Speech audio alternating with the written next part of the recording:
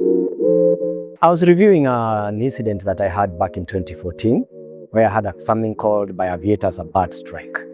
That is where the natural and the and the man-made meet in the air unplanned for. So I had a bird strike in 2014 at Lake Nakuru National Park while doing my regular routine work, which was aerial surveillance for the purposes of wildlife management. So on this particular day, I was looking for rhinos to be tranquilized the next day for ear notching to mark them, to identify them. And I was flying a Cessna 182 aircraft at a height of about 300 feet, which is the normal height we use for patrols. And at one point during the flight, I'd already done about an hour and a half.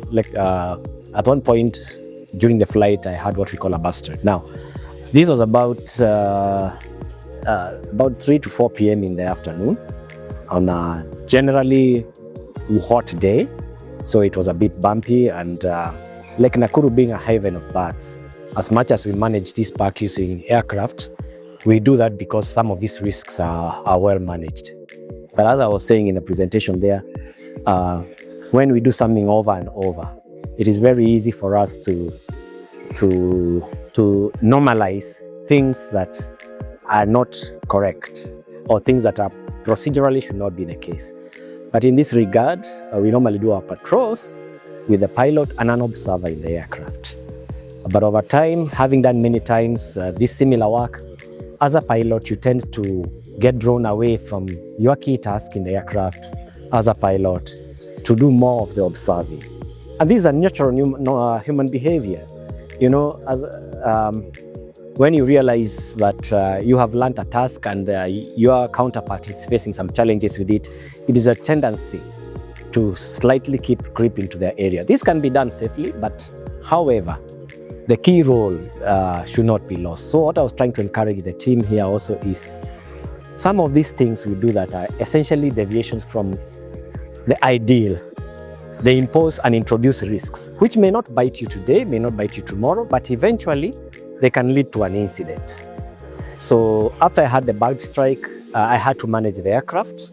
We were able to get it on ground. We were able to come out of it in one piece. We had our injuries. I had the injuries I had.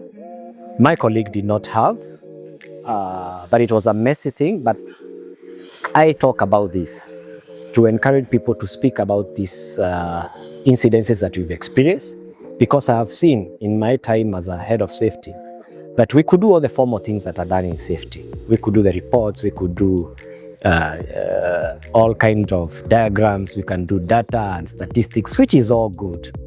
But where the rubber meets the road, essentially is getting these incidences to stop. And I've learned that whenever people are being taught about safety, they tend to take this very formally.